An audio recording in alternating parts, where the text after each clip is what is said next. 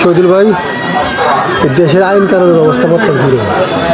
জামাত এই বাংলাদেশে জামাত সরকার আসলে ভালো হবো না আমলি সরকার আসলে ভালো হবো না বিএনপি সরকার আসলে ভালো হবো? মানে তুমি কোন সরকার চাও? যে সরকার আমি ঘটনা হলো চাওয়া না চাওয়া সেটার উপরে হিসাব আর হলো আমি হলো রাজনীতিক পরে আগে পেট নিতে সরকার চাচ্ছ যে আমার আমার আমলি সরকার চাও না বিএনপি সরকার চাও না জামাত সরকার চাও? তোমার একটা নিজের একটা পার্সোনাল ম্যাটার আছে। আমার কোনো দলীয় নাই, কোনো কিচ্ছু নাই।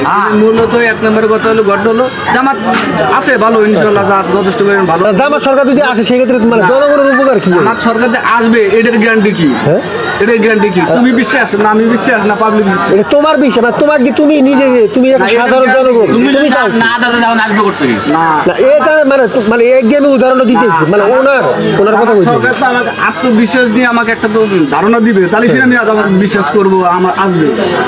আমাকে আত্মবিশ্বাসে একটা ধারণা দাও, তাহলে সেটা আমি বিশ্বাস করবো আসবে। আমরা তো জনগণের হাততে হ্যাঁ। জনগণ যদি না দেয় আসবে বা বিএনপি আসবে এই ধরনের আত্মবিশ্বাস দেওয়া আমার, আমি তো রাজনীতি করি না, তাহলে না। সেটা আমি আত্মবিশ্বাস করলে আমার না এটা তোমাকে আমি এই জন্যই কথাটাই বললাম, সাধারণ জনগণ হিসেবে এই মানে না, সাধারণ কথাটা- জনগণ হিসেবে মানে আমরা যে দায়িত্ব আছি বাংলাদেশে বসবাস করে খাইছি সে উপলক্ষে তোমাকে এই কথাটা জিজ্ঞেস করলাম। সে উপলক্ষে কথা নেই। যেহেতু আজ পর্যন্ত পুরসভায় জানে কাউন্সিলে জানে কোনো কিছু জানে, আমি আশা করি কোনো জায়গায় যাওয়া লাগবে না, কোনো নেতার কাছে যাওয়া লাগবে না, বাস শেষ।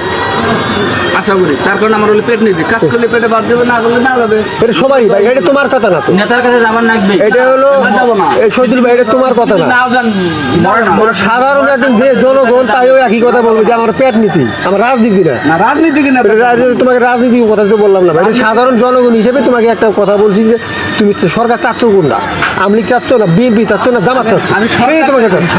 আমি সরকার চাই না। আচ্ছা যাই গিয়া ওটাও আমি তো ওটা বাদ দিয়ে দিলাম। আচ্ছা বর্তমান যেহেতু সামনে যেহেতু 13 তারিখে যেহেতু একটা ঘোষণা দিয়েছে সারা বাংলাদেশে একটা লকডাউন পড়বে, সেক্ষেত্রে তোমার ভূমিকাটা কীরকম? লকডাউন আমার ক্ষতি, আমি কিন্তু ব্যবসী, সেই ক্ষেত্রে আমার কোনো মাথা ব্যথা নাই। তোমার যদি ক্ষতি না হয়, সাধারণ মানুষ যেগুলো অটো চালাচ্ছে বাজার ঘাট করে বড় বড় যে রিক্সা চালাচ্ছে সাধারণ মানুষগুলো কীরকম মানে ক্ষতি